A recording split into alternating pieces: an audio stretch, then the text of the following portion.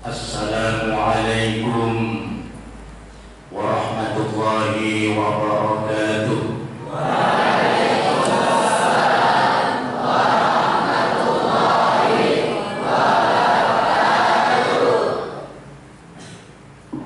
Alhamdulillah, jawab salamnya kalau saya nilai 95%. Saya ulang lagi, saya baca salam, dijawab sampai 100%. Saya doakan mudah-mudahan semua ini termasuk calon-calon tetap penghuni surga. Assalamualaikum warahmatullahi wabarakatuh.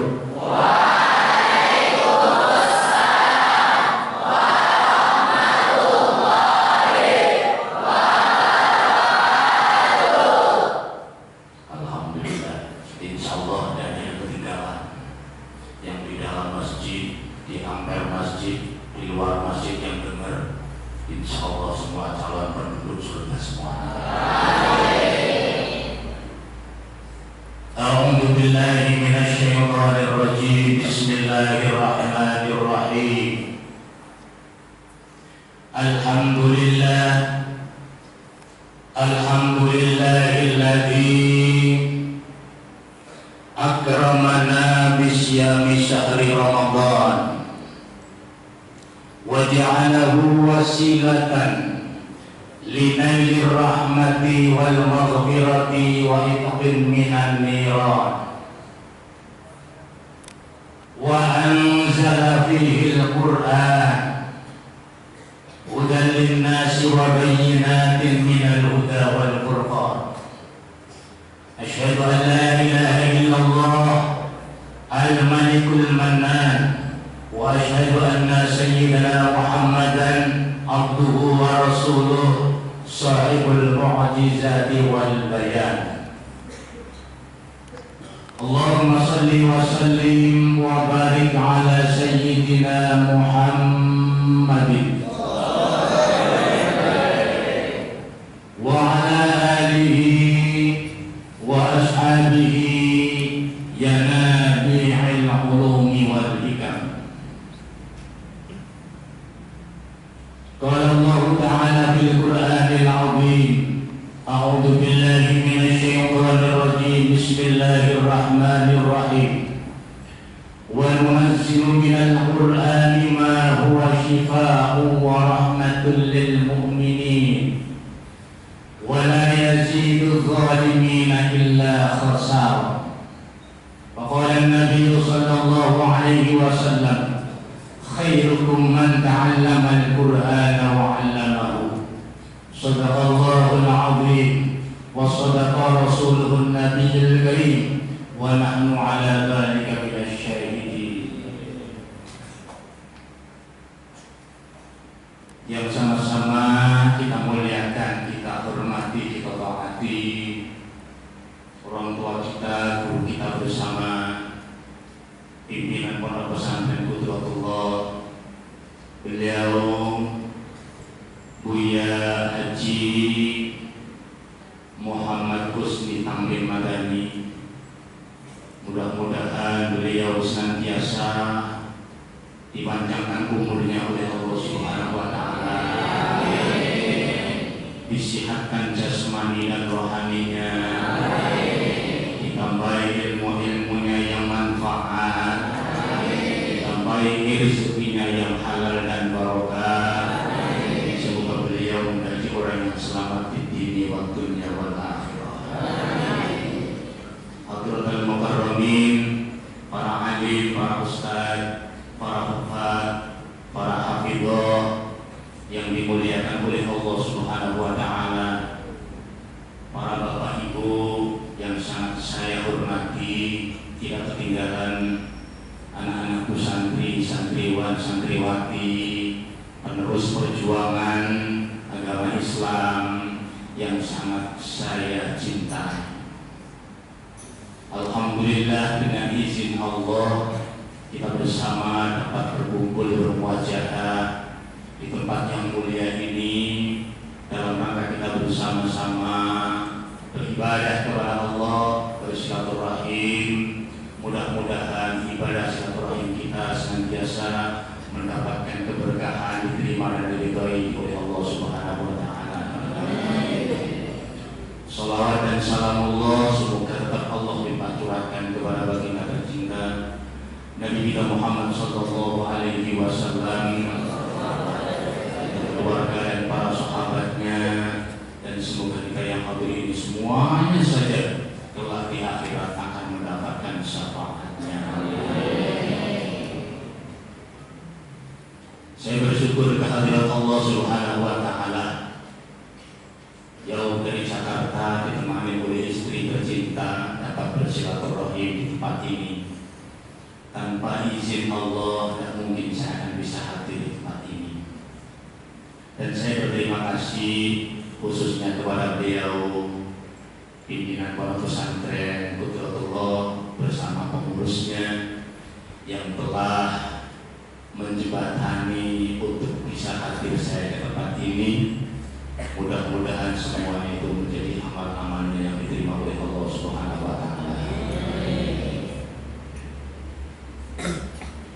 Bapak Ibu yang saya muliakan, saya tadi di pesawat dari Jakarta sekitar jam 7 kurang seperempat sampai Palembang kurang lebih jam 8, sampai Pondok kurang lebih sekitar jam 10:15.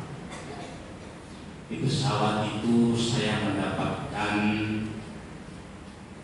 semacam perhatian. Jadi begitu masuk pesawat, perhatian Bapak Ibu penumpang pesawat yang saya hormati dan lain sebagainya, dikasih perhatian. Jadi belum terbang dikasih nasihat, dikasih perhatian. Untuk itu sekarang gantian, sebelum saya memberikan nasihat, saya ingin memberikan perhatian kepada hadirin yang berbahagia. Hadirin hadirat yang berbahagia, hidup di dunia hanyalah sementara. Kenikmatan dunia pasti akan sirna. Untuk itu hati-hati dan waspadalah. Jangan terlena, jangan terpedaya, jangan tertipu di dalamnya. Isilah hidup ini dengan penuh ibadah, penuh sabar, penuh syukur kepada Allah Subhanahu wa taala. Ingat, maut sudah sangat-sangat menunggu kita semua. Itu perhatian yang saya sampaikan pada malam hari ini. Ingat sebuah syair ulama, beliau menjelaskan dalam syair itu berbunyi, ya man di dunya ustaghal wal gharrahu tulul amal awalam yazal fi muqlatin hatta dana minhul ajal al-mautu ya'ti baghtatan wal qabru sundukul amal isbir ala ahwaliha la mauta illa bil ajal. Kalau santri-santri Qudratullah wahwa semua, ya man di dunia mustaghal, hamba-hamba Allah yang selalu hidup di dunia ini disibukkan oleh kesibukan dunia. Wallahu amal, sungguh kalian telah tertipu oleh lamunan yang tidak ada batasnya. Awalam yazal fi qoblatin, apakah kalian tidak ingin berhenti dari kealfaan, dari tipu daya dunia, hatta dana minhul ajal, padahal semakin bertambah hari, semakin bertambah minggu, semakin bertambah bulan, ajal kalian sudah semakin lama dekat. Al-qabru sundukul amal. Ingat, kuburan petinya amal. Al-mautu ya'ti baghtatan. Ingat, mati akan datang tiba-tiba tanpa ngasih konfirmasi kepada kalian. Wal qabru sundukul amal. Sedang kubur adalah tempat menyimpan amal. Isbir ala ahwaliha. Perbanyak kalian sabar dalam menghadapi gejolak dunia ini. La mauta illa bil ajal. Tidak akan ada kematian bila ajal tiba. Ini kita diingatkan, penting hadirin hadirat yang berbahagia. Sampai pentingnya hal itu, Rasulullah SAW pernah menyampaikan dalam satu hadisnya yang diriwayatkan oleh Imam Muslim. Kata beliau, "Yasun nas aktaruhum dzikran lil maut wa ashadduhum isti'dadan lahu." Manusia yang paling cerdik pandai, umatku yang paling pintar, kata Nabi,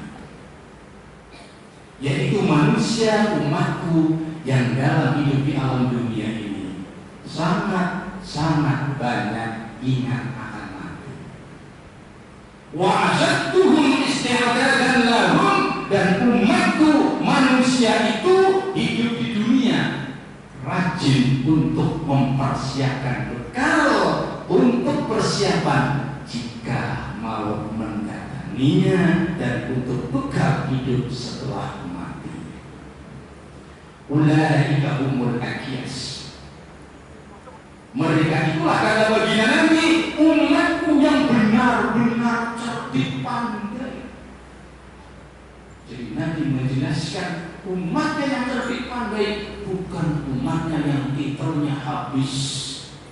Sampai ada titel sekarang SAG, singkatan sarjana alam goib.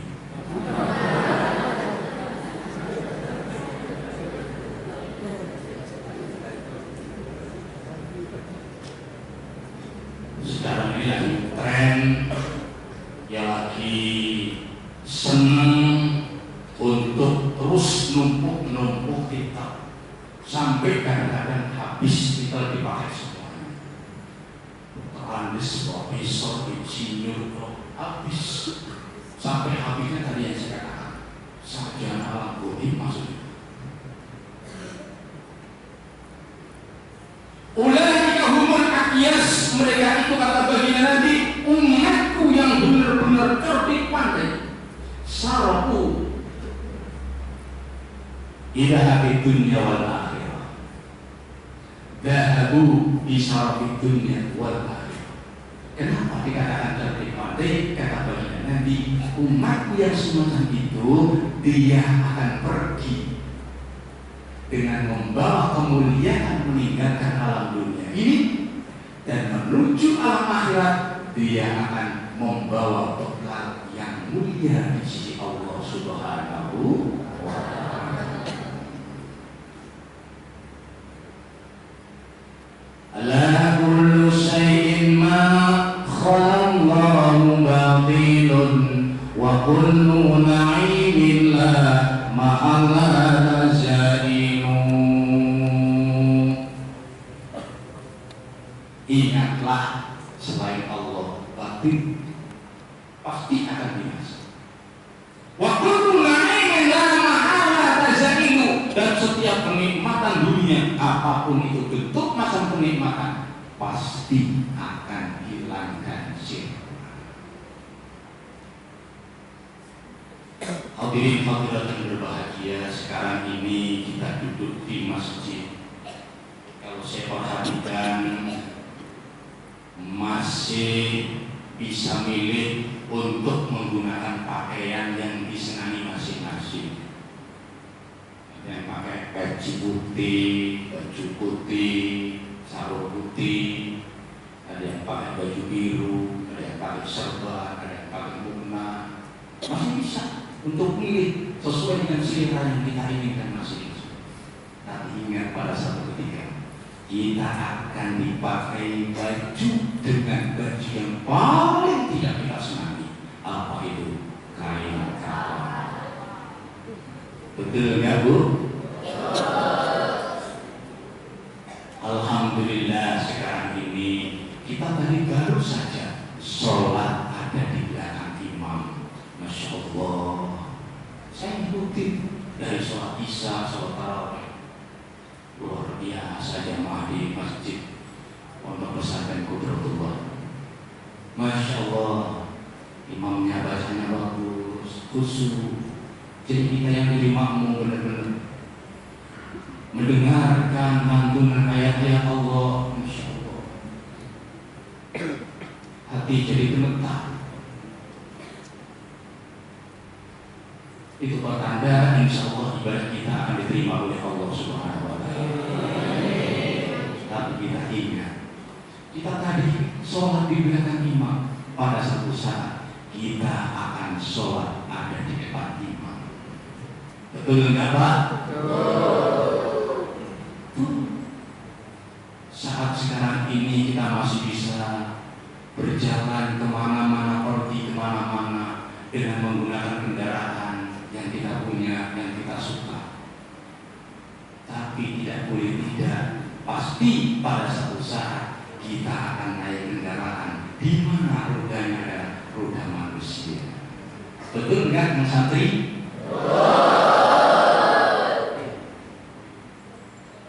Macam tutul mandi di kali. Jawabannya betul sekali.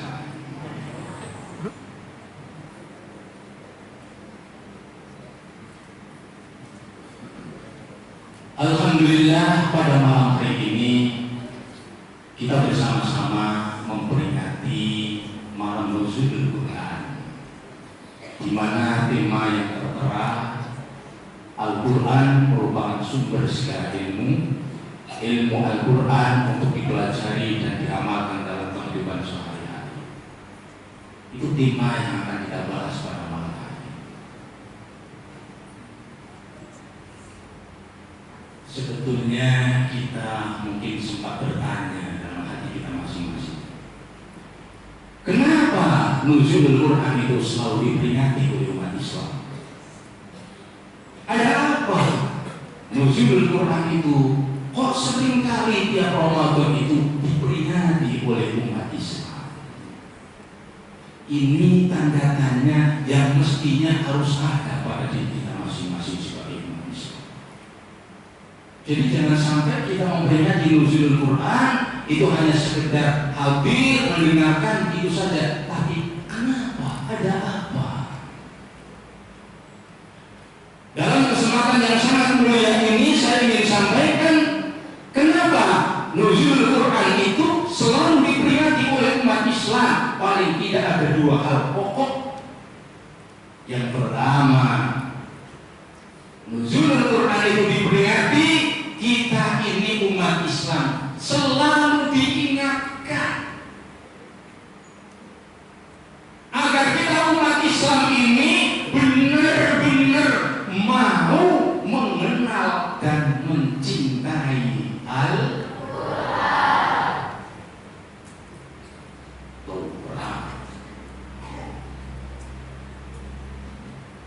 Jadi Al-Quran itu tidak hanya sekedar diketahui, tapi harus dikenal dan dicintai. Kenapa? Kalau sudah diketahui, ini mungkin semua umat Islam tahu bahwa itu Al-Quran. Tetapi kalau bicara kenal, belum tentu umat Islam itu akan kenal semuanya. Barangkali yang kenal dengan Al-Quran itu hanya 50%. Apalagi yang benar-benar cinta kepada Al-Quran mungkin barangkali hanya sekitar 25%. Betul nggak?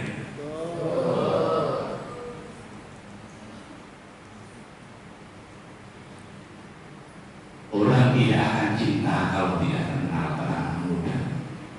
Bila tak kenal, tak mungkin akan cinta atau sayang.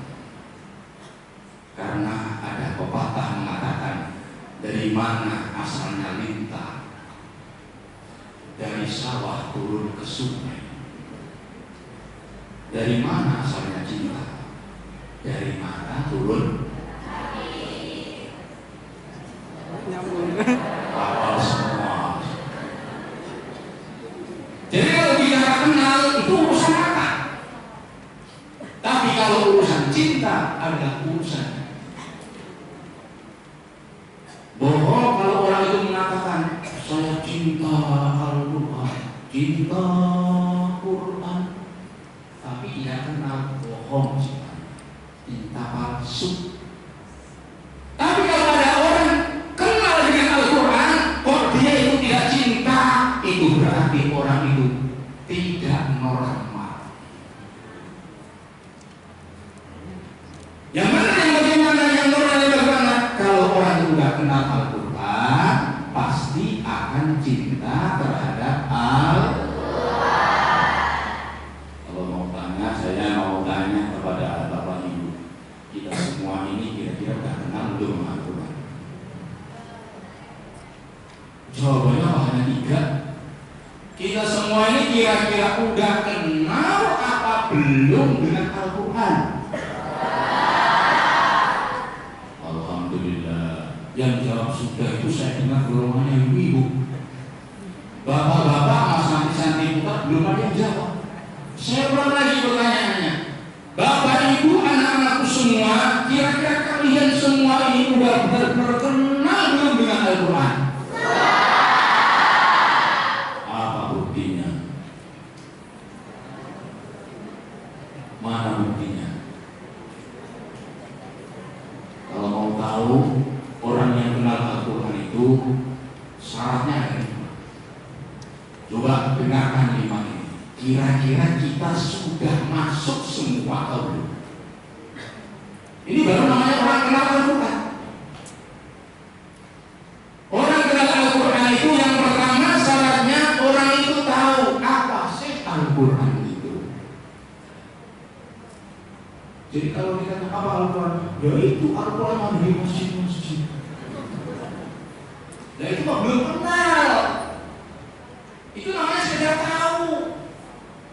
Kalau kenal pasti tahu, tapi kalau tahu belum tentu kenal. Kamu tahu nggak? Dengan Buya yang di pondok pesantren itu tahu, kenal nggak? Belum. Tapi kalau aku ditanya, kamu kenal nggak dengan Buya? Kenal, tahu, apalagi tahu.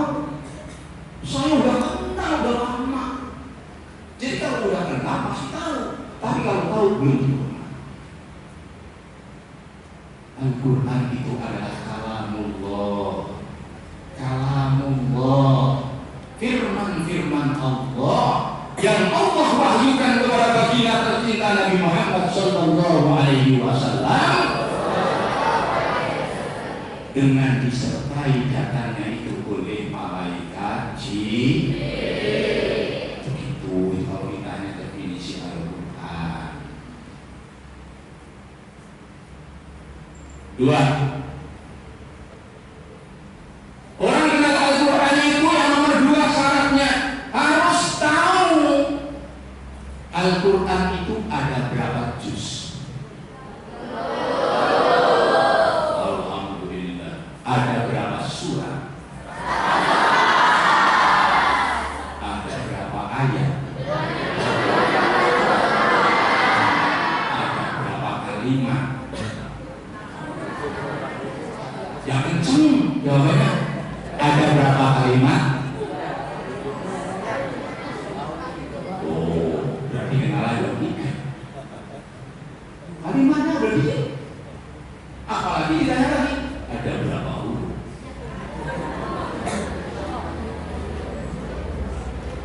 Belum pernah ngitung, Pak. Walaupun belum pernah ngitung, kalau memang pernah belajar Al-Quran dengan benar,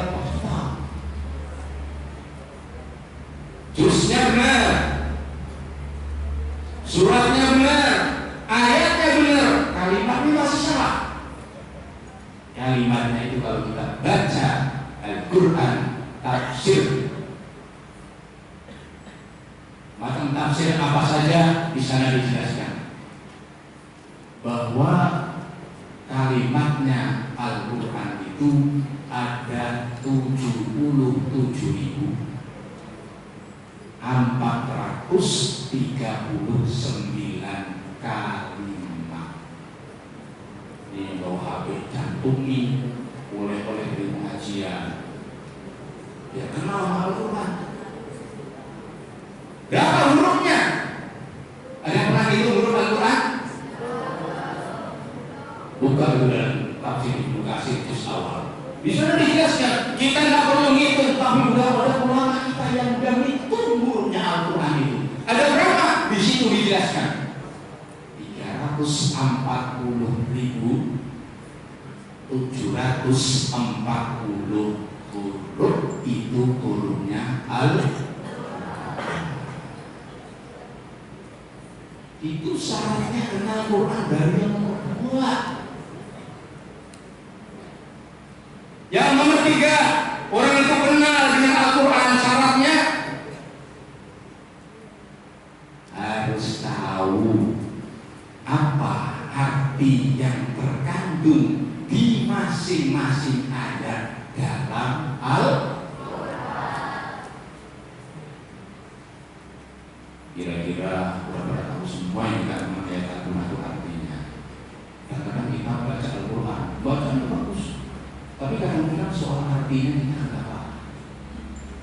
Sebetulnya di samping bacanya bagus, harus tahu dengan artinya.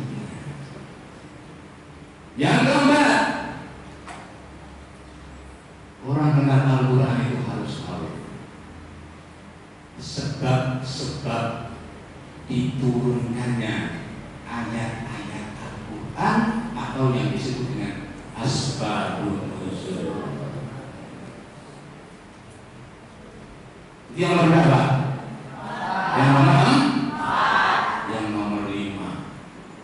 Al-Quran itu bahasa Arab. Bahasa Arab atau bahasa Inggris? Orang yang kenal Al-Quran itu harus paham dengan bahasa Arab. Jadi jangan sampai umat Islam kelasnya bahasa Inggris, bahasa Jerman, Mandarin, Cina, tapi sama bahasa Al-Quran dia asing. Kalau lima macam itu kita benar-benar sudah tahu, baru kita itu dinamakan orang yang sudah kenal dengan Al-Quran. Tadi yang pertama, orang kalau sudah kenal dengan Al-Quran akan tumbuh rasa cinta terhadap Al-Quran. Itu baru cinta yang benar. Tapi kalau lima tadi belum diketahui, belum dipelajari, ngomong cinta sama Al-Quran, itu cintanya masih cinta monyet kata anak sekarang. Cinta-cintaan, bukan cinta benar. Orang kalau sudah cinta benar dengan Al-Quran, Masya Allah, setiap saat selalu rindu dengan Al-Quran. Sama kalau anak lagi bercinta sama orang tua, Masya Allah, melihat ke atas seolah-olah di atas itu ada sang kekasih. Melihat ke sungai seakan-akan di pinggir sungai itu ada sang kekasih. Sama anak perempuan begitu. Kalau sudah dilanda cinta, cintanya itu sudah melekat di hati, sampai-sampai kata anak perempuan, kayak kucing rasanya dari coklat.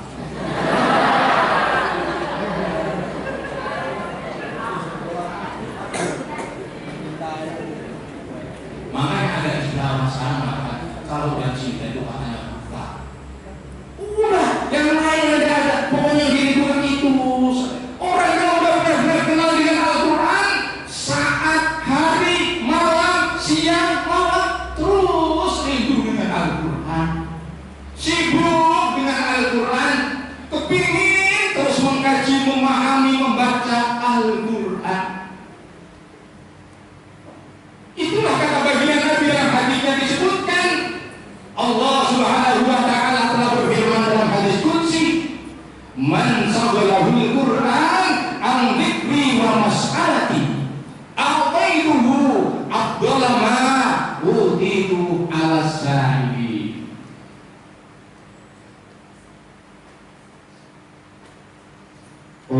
yang setiap saatnya selalu disibukkan dengan Al-Quran, terus ingin baca Al-Quran, ingin mengkaji Al-Quran, ingin menghafalkan Al-Quran, ingin meneladani Al-Quran, sampai saking sibuknya dengan belajar Al-Quran seperti santri-santri pondok pesantren Qudratullah.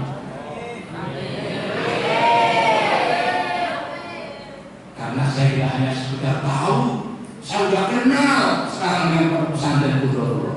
Kalau mau tahu, di pondok pesantren Qudratullah inilah sekarang juga ada anak dan menantu saya. Ini kalau orang belum tahu, siapa itu anak saya? Ustadzah Miro Aziza. Siapa menantu saya? Ustadz Muslim Ansori. Kenal nggak dengan Ustadz Muslim? Makanya dengan beliau itulah alhamdulillah saya bisa kenal dengan pondok pesantren Qudratullah. Alhamdulillah Allah Subhanahu wa taala memperkenalkan saya juga dengan keluarga besar beliau, Buya Haji Muhammad Husni Tamrin Al-Mahdi. Ternyata beliau adalah orang yang baik, keluarganya baik-baik, bahkan di dalam keluarganya itu terdapat anak-anak yang sudah hafal Al-Quran. Masya Allah. Bagaimana kata Allah, hamba-Ku yang selalu sibuk dan disibukkan oleh Al-Quran, sampai-sampai hamba-Ku itu tidak sempat untuk berzikir kepada Aku selain dengan Al-Quran. Waktunya habis untuk Al-Quran. Tidak berdoa kepada Aku minta apa saja, minta rezeki tidak. Kenapa? Dan sempat doa karena sibuk dengan Al-Quran. Allah berjanji dalam hadis qudsi itu, a'taituhu, Aku akan kasih umat yang semacam itu afdhala ma udituhu 'ala sa'ilin, apa-apa yang terbaik, yang lebih baik yang diminta oleh orang yang rajin berdoa.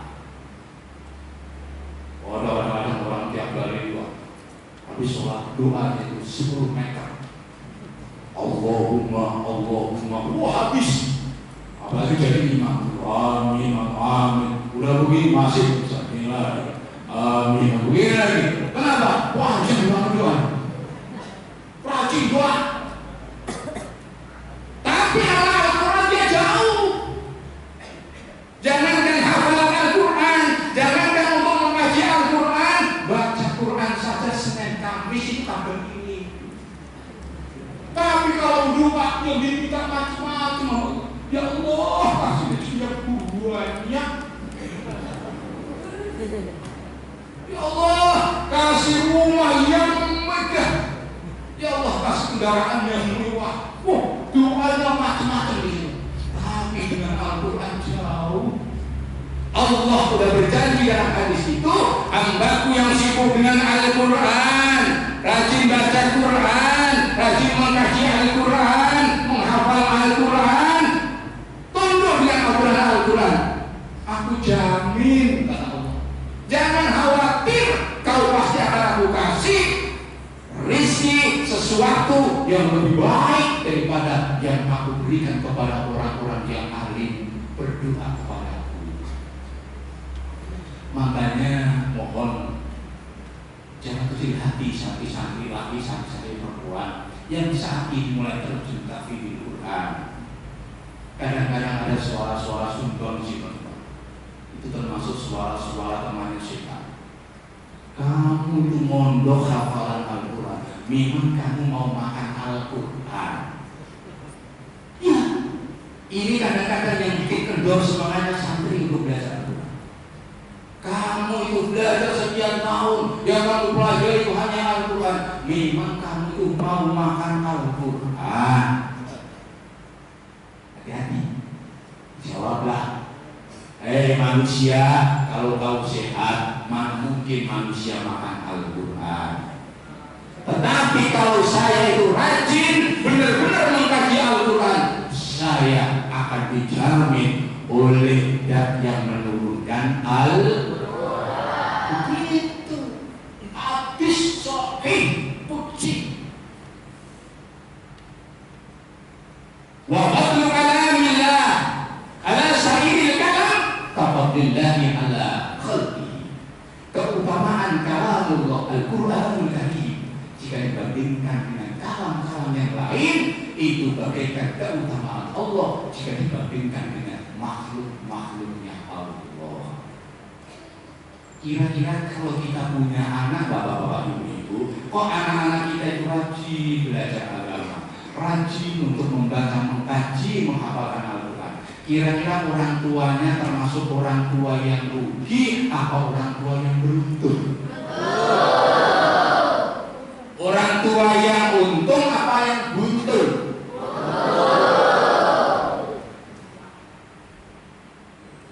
Jika bagus mandi di kali, jawabannya bagus sekali. Jangan dilihat Pondok Pesantren Qudratullah membuka pintu lebar untuk memperdalam ilmu-ilmu agama, tahfidz Al-Quran, mengkaji Al-Quran di samping pendidikan umum yang lain. Tidak keliru Bapak Ibu kalau menyekolahkan anaknya, menyantrikan anaknya di Pondok Pesantren Qudratullah.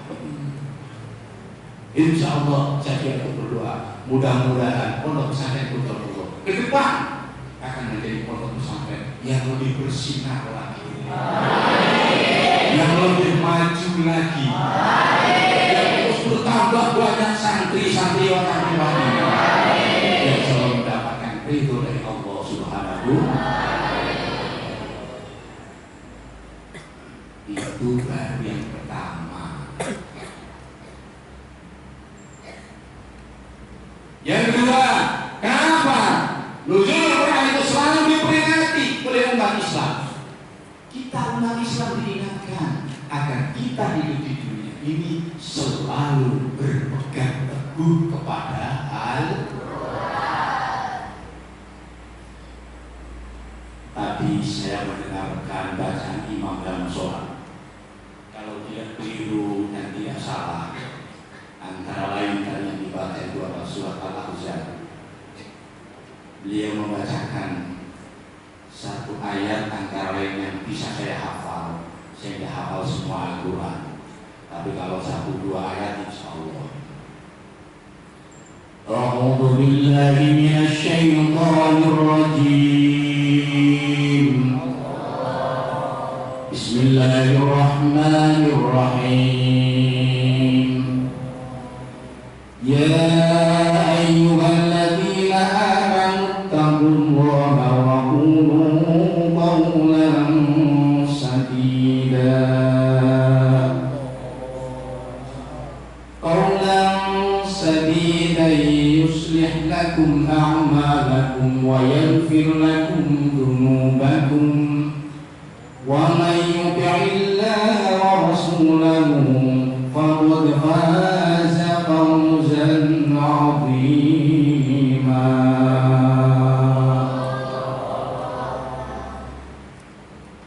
Saya lanjutin, terus saya lanjutin, tak sampai jam 2.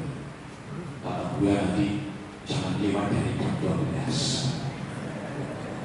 Ini aja baru jam 10 kurang. Rupanya sudah ada yang mulai bilang setan itu kalau biasa ngaji ada orang ngaji kagak semua dirubekin matanya jadi kelihatannya seperti husuk, tetapi begitu dilihat netas dari mulutnya.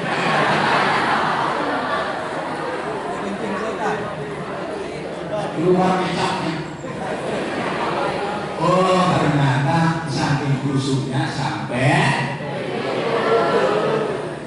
Tapi insya Allah kayaknya ada satu dua ada lebih dari itu. Kalau kita lihat orang belajar ngaji tadi kita sholat tarawih berapa rakaat? 20 rakaat tarawihnya. Pikirnya berapa? Itu aja mungkin ada sebagian dari jamaah Di Jakarta sana itu ada sholat tarawih itu macam-macam modelnya. Alhamdulillah saya dalam bulan tarawih ini, Buya dan juga semua jemaah yang hadir itu tarawih saya tarawih ini dari satu masjid ke masjid yang lain, dari satu yayasan ke yayasan yang lain, sampai saya mau berangkat ke Palembang ini tidur kaki, suara saya udah agak terganggu. Jangan-jangan saya kan udah sanggup di dalam pondok pesantren Qudratullah, jangan-jangan tidak ada suaranya. Karena apa? Setiap malam saya selalu berpindah-pindah untuk memimpin sholat tarawih dan mintanya dikasih nasihat semacam ini. Tapi alhamdulillah, ya, dengan kuasa Allah, dengan ridho izin Allah, dengan doa saudara-saudara semuanya, alhamdulillah. Nah, begitu masuk masjid suaranya ada lagi. Alhamdulillah. Sholat tarawih di Jakarta itu ada yang agak lama, mirip dengan Gus Safi tadi kalau baca. Jadi mungkin dalam satu rakaat baca barangkali kurang lebih 20 ayat dalam Al-Quran. Rakaat kedua begitu juga. Ini pertama. Itu biasanya kalau ada semacam itu yang ikut jadi makmumnya itu makmum pilihan. Yang tidak pilihan katanya kelamaan. Termasuk makmum-makmum pilihan itu jamaah bapak ibu anak santriwan santriwati di pondok pesantren Qudratullah. Dan saya umpama saya jadi makmum sholat di sini, mungkin saya usul dengan Ustaz, kalau bisa ditambahin lagi panjang ayatnya. Kalau bisa ya 20 rakaat itu minimal 3 juz.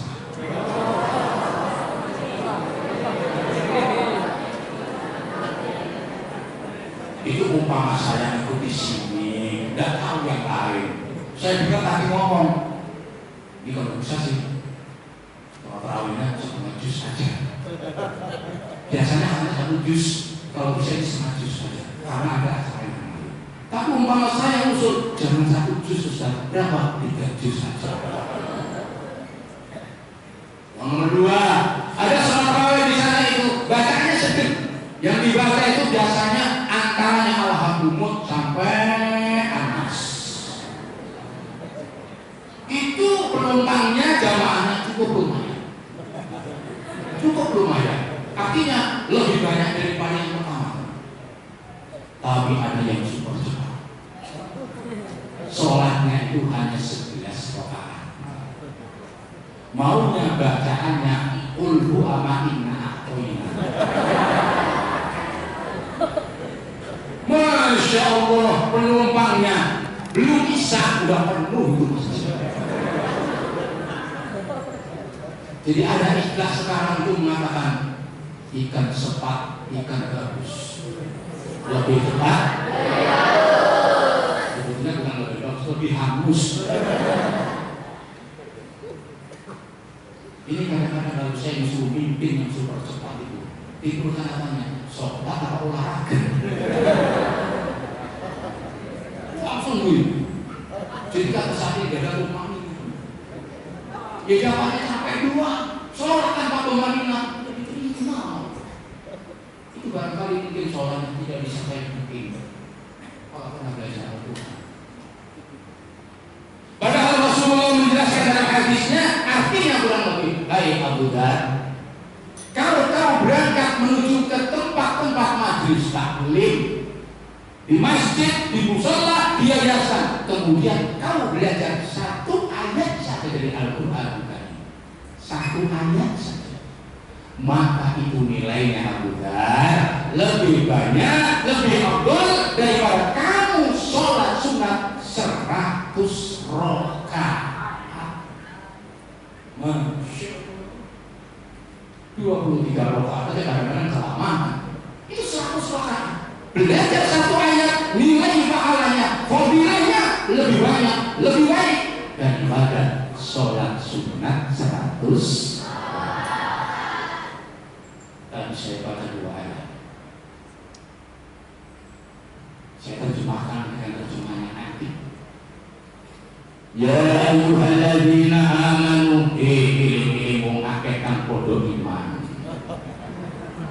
Jangan ketawa ini bahasa Jerman.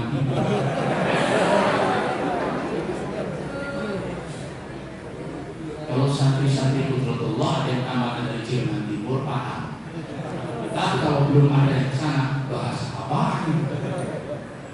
Ya ayyuhalladzina amanu hai wong-wong akeh kang wis padha iman nang Gusti Allah.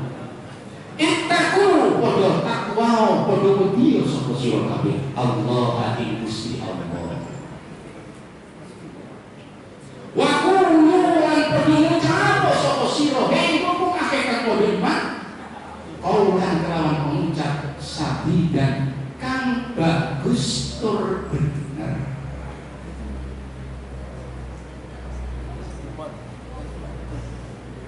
Yuslih mau bakalan Gusti Allah bagusake dadekake soleh akmalatun ing amal-amal sira kabeh. Wa yaghfir lan Allah bakal ngapura dumugakum marang dosa-dosa nira kabeh. Wa man sing sapa ne wonge yutik taat sapa man Allah Gusti Allah wa rasulahu lan utusan Gusti Allah faqad faza mongko teman-teman bejo sapa siman fauzan kelawan kebejan aziman kang agung. Bapak-bapak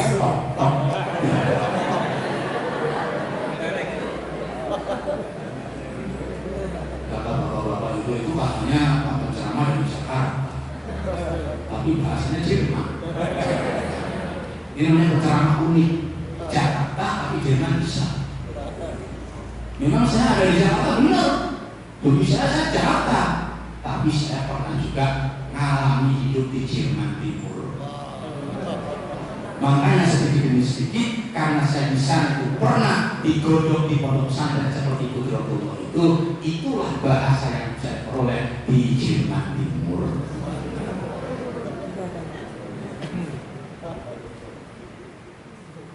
Ya ayyuhalladzina amanu wahai orang-orang yang beriman, ittaqullaha bertakwalah kalian kepada Allah dengan takwa yang sebenar-benar. Wa qulu qawlan sadida dan berkatalah kalian dengan kata-kata yang baik dan benar. Ini perintah Allah. Kita semua yang hadir ini dipanggil oleh Allah.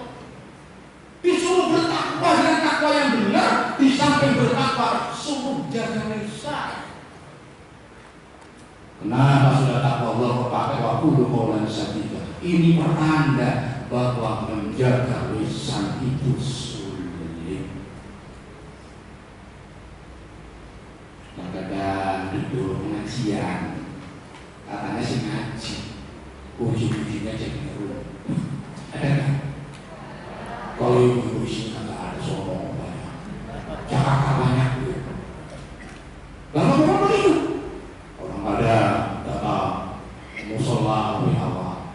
Nah begitu sampai musola, bukan ngaji Al-Quran, tapi malah uji kejelekan temannya. Ada nggak sih? Insya Allah nggak ada.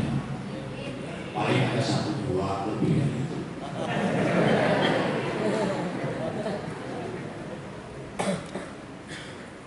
Lidah tak bertulang. Sudah ada hikmahnya. Allah ciptakan lidah ini di luarnya itu dibentengi dengan 2 benteng yang sangat. Coba perhatikan lidah itu. Benteng pertama 2 bibir. Bibir ini 2 ini benteng lidah. Udah dibentengi sama 2 bibir, benteng lagi sama gigi. Itu pun jeblok. Apalagi akan dikasih benteng. Bentengnya kokoh. Bibir, gigi, sampai kadang-kadang giginya pada permisi, terus bibirnya pada sumbing. Wah, tambah parah itu ya. Ini mohon maaf tadi bulan yang berbahagia. Allah menjelaskan dalam itu 3 kalimat. Orang rajin ibadah, rajin zikir, rajin sedekah, sudah haji 20 kali, tapi rajin ngerumpi, ibadahnya habis. Rugi gak kira-kira?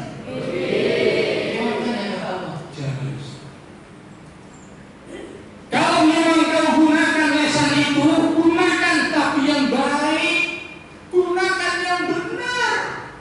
Kalau untuk baca Al-Quran sehari semalam suntuk, tidak ada waktu tanpa baca Al-Quran, itu mah lebih bagus, tidak dilarang.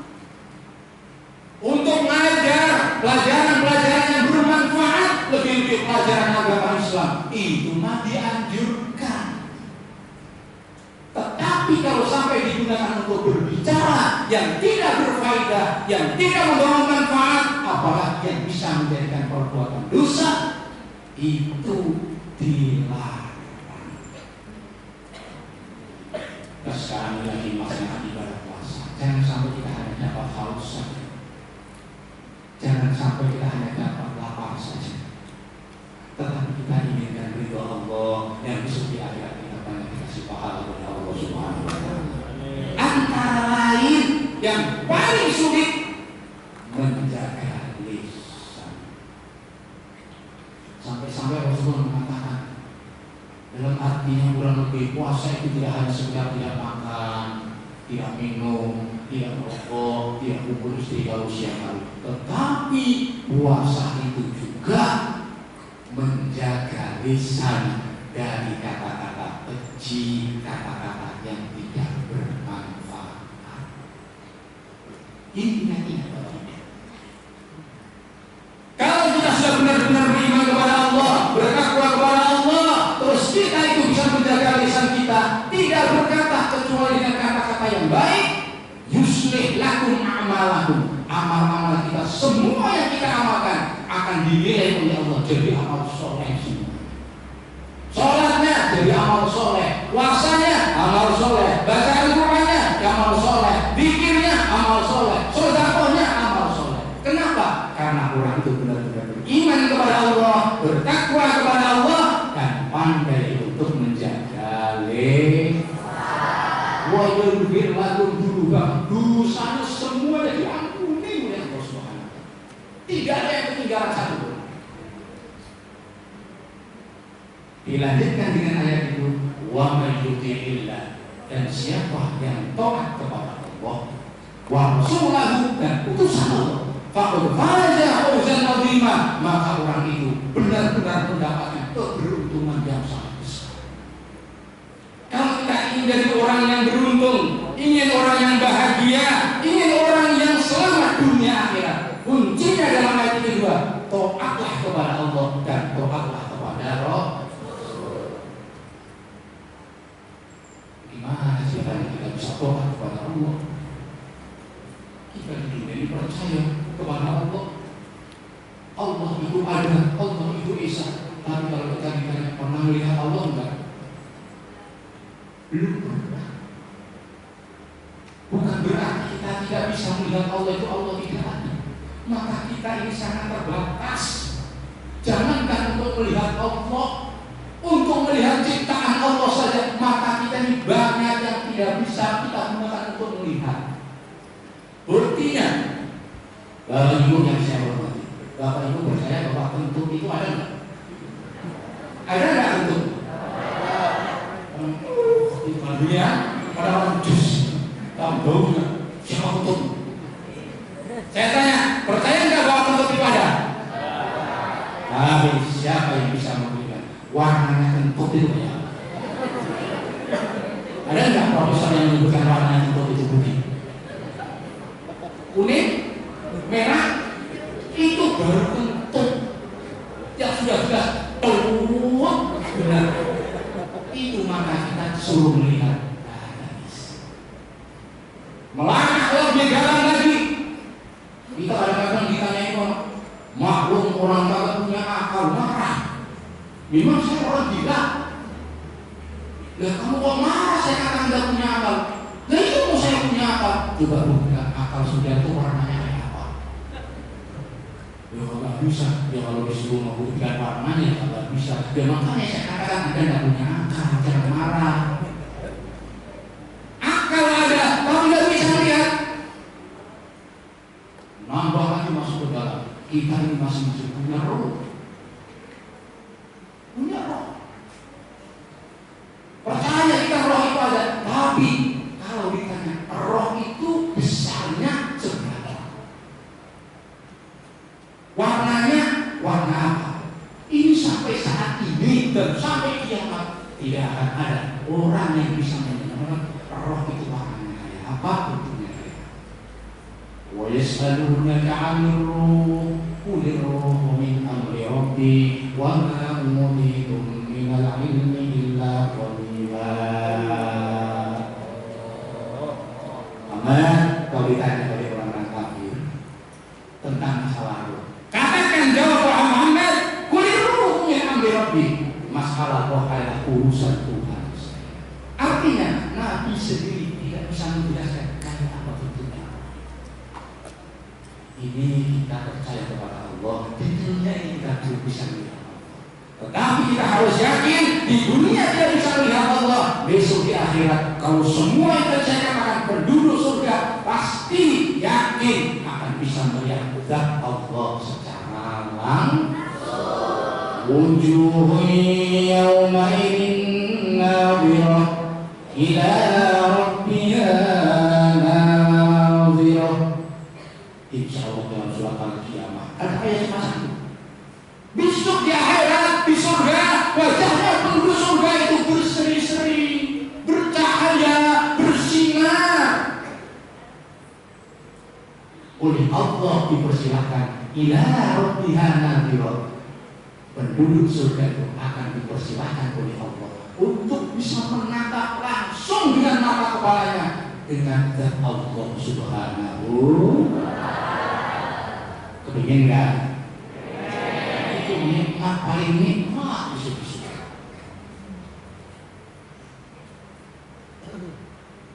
Yang kedua, kita suruh taat sama Rasul. Padahal Rasul sekarang sudah tiada. 1400 tahun yang lalu Rasulullah sudah meninggalkan kita semua. Kita disuruh taat kepada Rasulullah. Bagaimana kita bisa taat orang yang sudah meninggal? Inilah kita belajar dengan ilmu Al-Quran. Kalau kita taat kepada Allah, kita harus kembali untuk dekat, mengkaji, memahami, mengamalkan Al-Quran. Sebab Al-Quran itu kalamullah. Kalau kita ingin taat kepada Rasulullah, Rasul sudah tiada. Tetapi kita diajarkan untuk dekat, untuk membaca, mengkaji, memahami dan mengamalkan sunnah-sunnah Rasulullah Sallallahu Alaihi Wasallam. Makanya kalau kita taat kepada Allah, taat kepada Rasul, dijamin bahagia selama dunia. Caranya bagaimana? Jangan jauh dari Al-Quran dan hadis-hadis Nabi Muhammad SAW. Allah dan Rasulnya, kalau mungkin bisa diibaratkan suami istri, selalu berpasangan, langit bumi, panas dingin, siang malam. Ada suami, ada istri, ada Al-Quran, juga ada hadis. Nah, orang kalau sudah bersuami itu punya anak, biasanya anak dua, ada anak laki, ada anak perempuan. Itulah Ahlussunnah wal Jamaah ingin melengkapi sunnah atau Al-Quran dan sunnah Nabi itu dengan ijma' dan qiyas. Jadi kalau sudah Al-Quran, Al-Hadis, ijma' dan qiyas sudah kita pelajari, sudah kita pahami, kemudian kita amalkan, itulah yang akan dapat mengantarkan kita untuk mendapatkan kebahagiaan keselamatan dunia akhir. Makanya ada istilah lain, kata anak-anak sekolah, Al-Quran dan Hadis merupakan way of life bagi umat Islam. Al-Quran dan Hadis merupakan pegangan hidup yang pokok bagi umat Islam. Kalau umat Islam itu jauh dari Al-Quran, umat Islam itu jauh dari Al-Hadis, pasti akan binasa.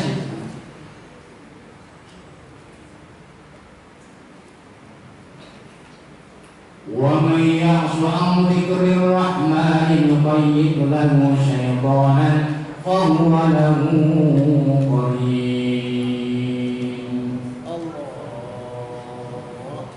Siapa yang hidup di dunia ini kok berpaling dari peringatan Zat yang Maha Rahman, berpaling dari Al-Quran, jauh dari Al-Quran.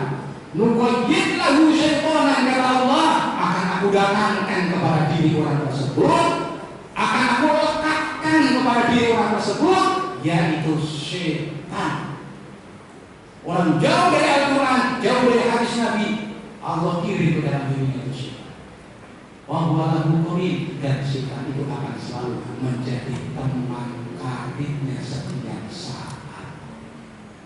Makanya jangan istilahnya, jangan istilahnya kita itu merasa heran kalau ada orang kadang-kadang ke Cina, terus kadang-kadang ada orang stres, ada orang stres, ada kan?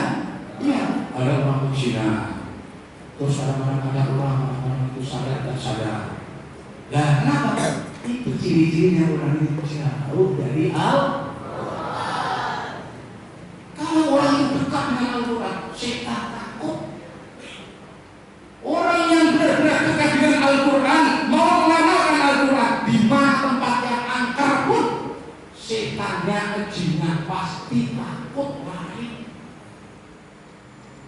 Sultan al-Awliya Syekh Abdul Qadir Al-Jilani dalam sebuah riwayat dijelaskan, pada saat itu ada seorang yang kena jin atau kejinan, jinnya kelas super, diobatin kemana-mana, didatangkan orang-orang yang ahli untuk mengusir jin, kagak bisa.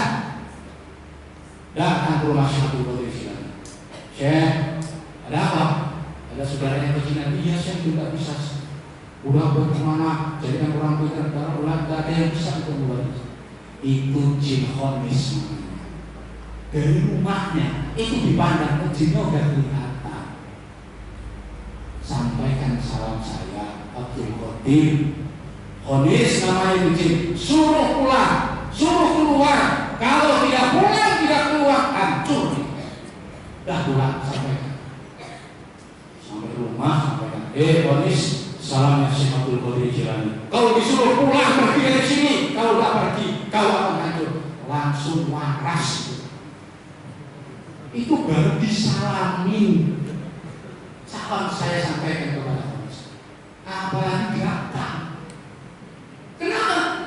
Syekh Abdul Qadir adalah salah satu waliullah yang selalu dekat dengan Al-Quran.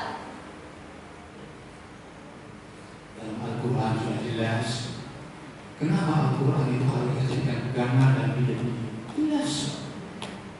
Dalam surat Al-Baqarah yang saya akan dibaca, Syahrul Ramadan alladzi unzila fihi al-Qur'an hudan lin-nasi wa bayyinatin minal huda wal furqan.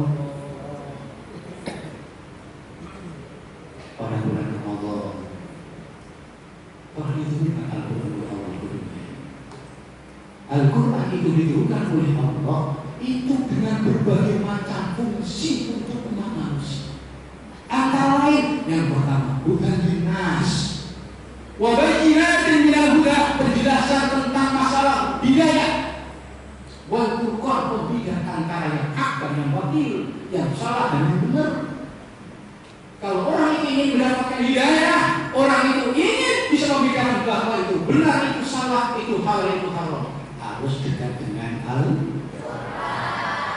وَنُنَزِّلُ مِنَ الْقُرْآنِ مَا هُوَ شِفَاءٌ وَرَحْمَةٌ لِّلْمُؤْمِنِينَ وَلَا يَزِيدُ الظَّالِمِينَ إِلَّا خَسَارًا. Aku turunkan Al-Quran kepada Allah. Ma huwa shifa'un. Al-Quran itu merupakan obat dari segala macam penyakit zahir batin, penyakit ringan, penyakit berat, lebih-lebih penyakit yang menyesatkan, penyakit kafir. Obat. Kalau kita ingin sehat jasmani, sehat rohani, kita agar bisa sehat. Jangan sampai kita itu sesat dalam hidup ini. Jangan jauh dari Al-Quran. Wa rahmatul lil mu'minin,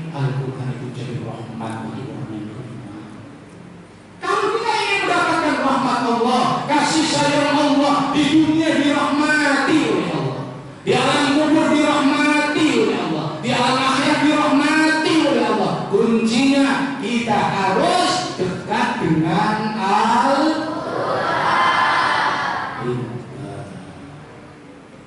Tapi bagi orang yang tidak beriman, wala yazidud dhalimina illa khasara. Orang-orang yang zalim, orang-orang yang kafir dengan adanya Al-Qur'an bukan malah mendapatkan hidayah, tapi malah mendapatkan tambah kerugian yang sangat besar. Tapi bagi kita, Bismillahirrahmanirrahim, hurufnya ada 19. Dibaca ketika sholat. Dijelaskan oleh Imam Ghazali dalam kitab Al-Ihya, bacaan Al-Quran dalam sholat satu huruf itu Allah kasih pahala minimal 100 pahala.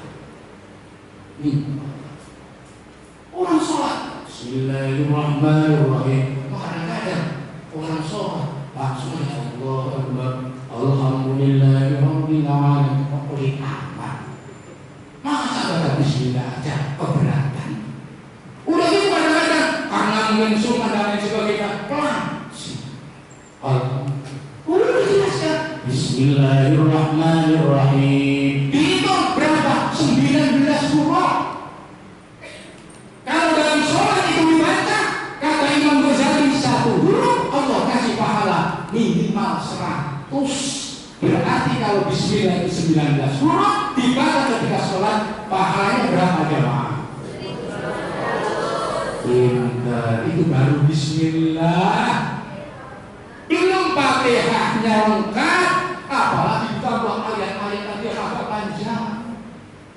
Jadi kalau kita sholat ikuti imam bacaannya panjang, bukan imam saja yang dapat pahala, makmumnya yang ikuti pun juga dibagi pahala oleh Allah Subhanahu wa ta'ala.